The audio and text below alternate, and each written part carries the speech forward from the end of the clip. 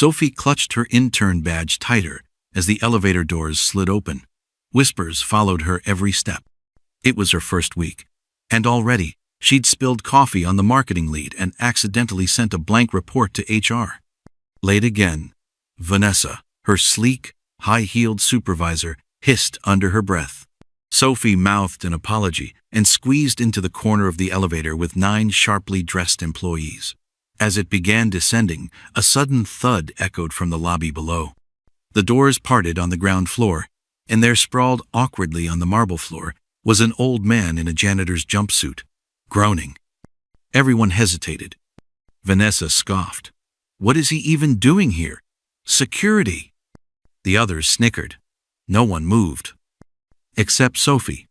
She stepped out, heels clicking across the slick floor, knelt beside the old man and asked gently, "Are you okay, sir?" He clutched his chest but nodded faintly, just dizzy. Before Sophie could help him up, Vanessa barked, "Sophie, get away from him! You'll catch something!" Sophie ignored her. Something didn't feel right. The man's shoes were expensive, his hands too smooth for a janitor. Sophie helped the old man sit up as whispers grew louder behind her. "He's faking it," one intern muttered. "Probably drunk," another laughed, snapping a photo. Vanessa crossed her arms, loud enough for the lobby to hear. "Some people will do anything for attention. Sophie, this isn't your job."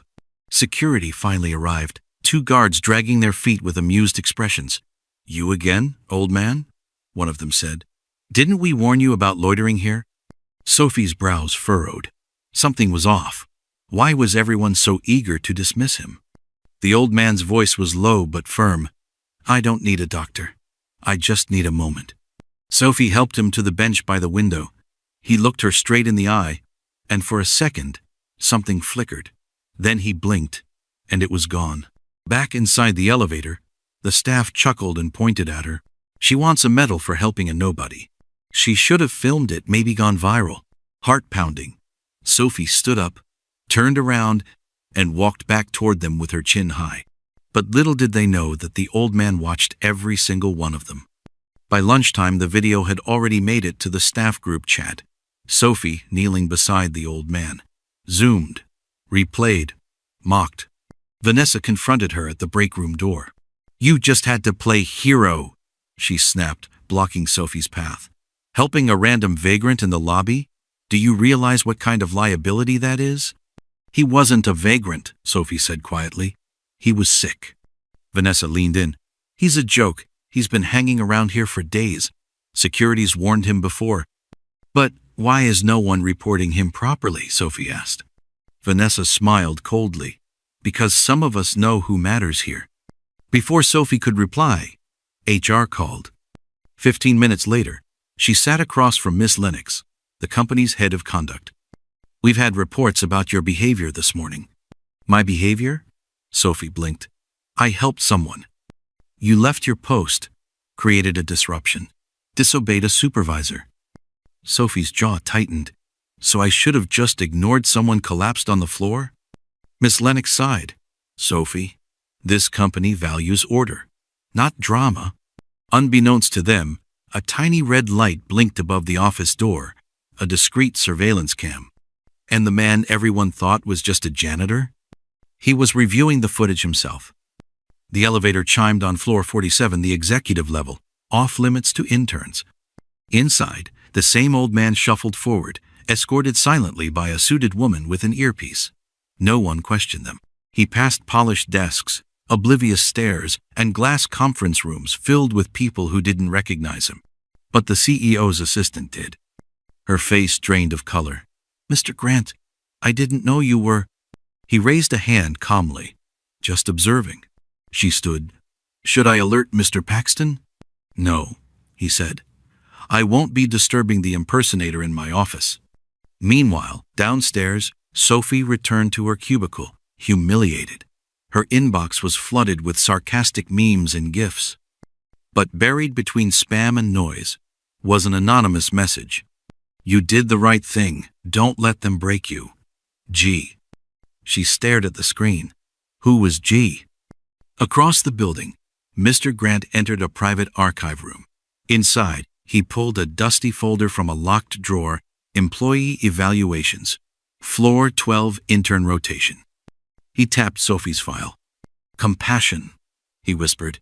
Integrity. Disobedient to corruption. He smiled. One click, and her record was flagged for review under an alias no one would dare question. Because this janitor was cleaning house. By Friday, whispers had shifted.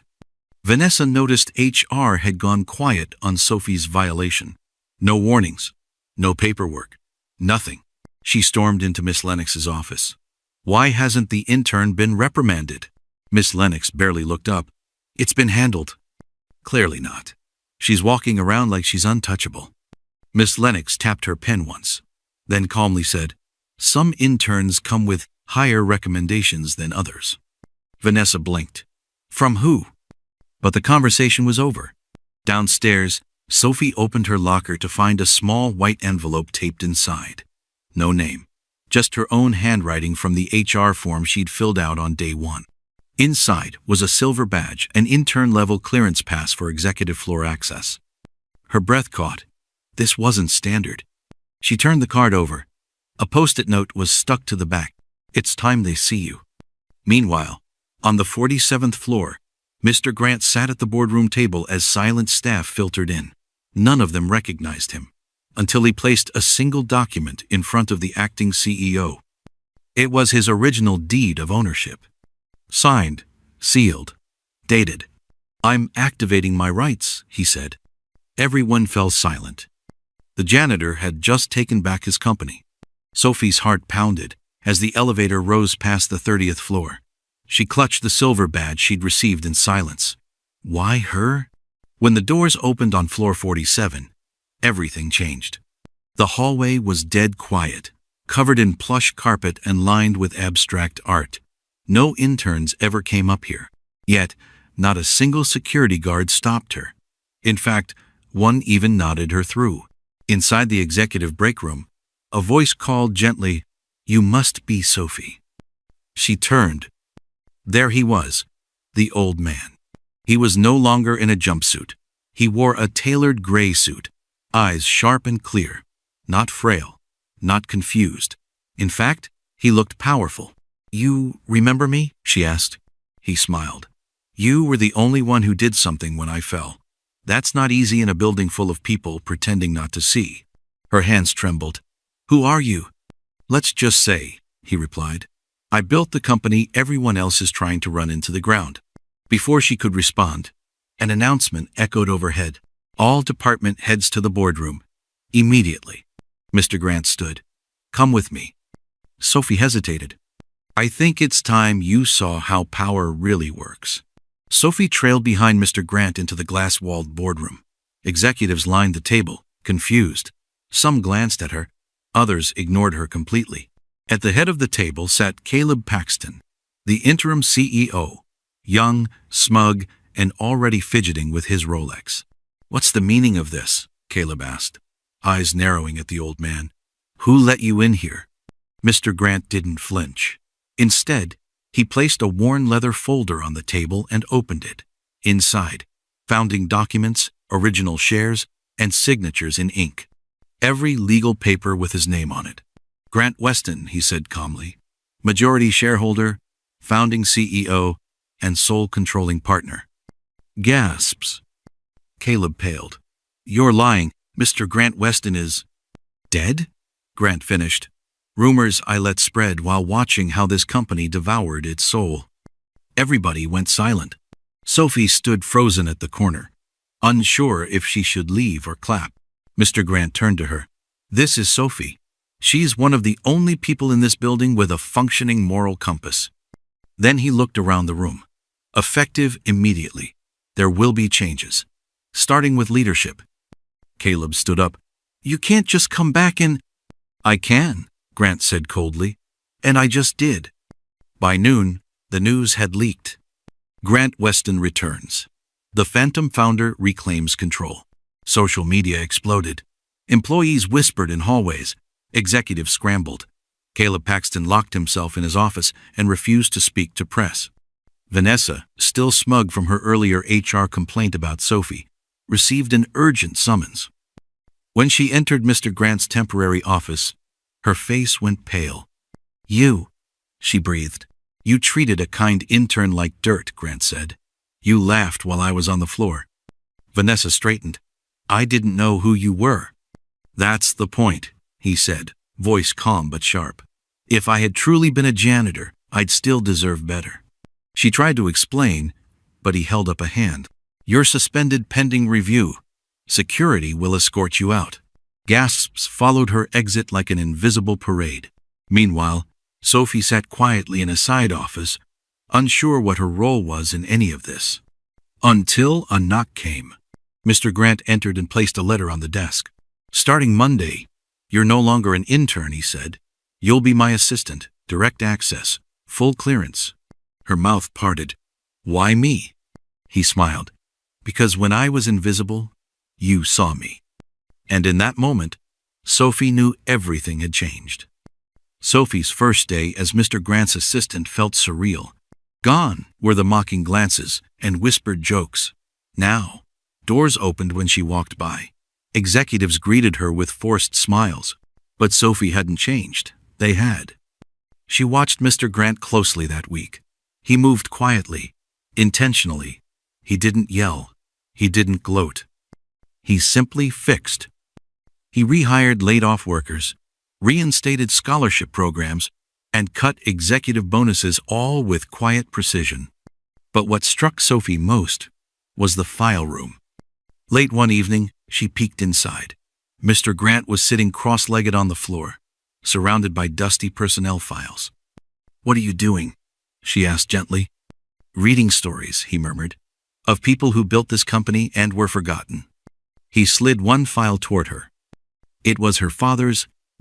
He had once worked here decades ago in maintenance, a loyal employee, quiet and honest.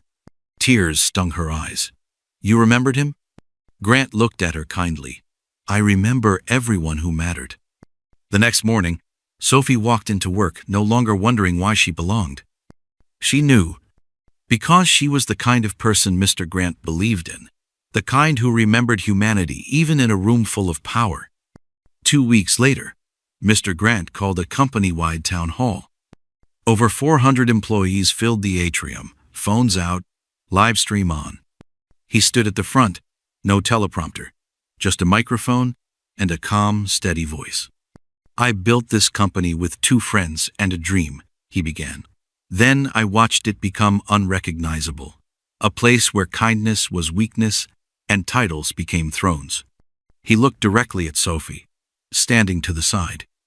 "Until someone reminded me what leadership really island." He paused. "I'm stepping down permanently, but not before rewriting what we stand for." The crowd gasped.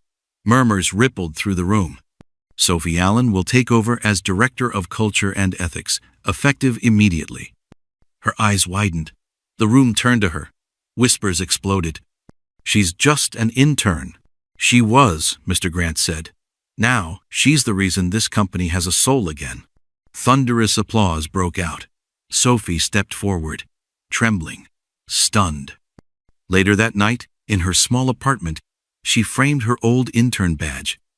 Not to remember how she started, but to remind herself who she chose to be when no one was watching. Because in the end, titles fade. But integrity? That's a legacy worth leaving. The moral lesson of this story is that true character is revealed when no one is watching, and kindness toward the unseen is what truly defines greatness.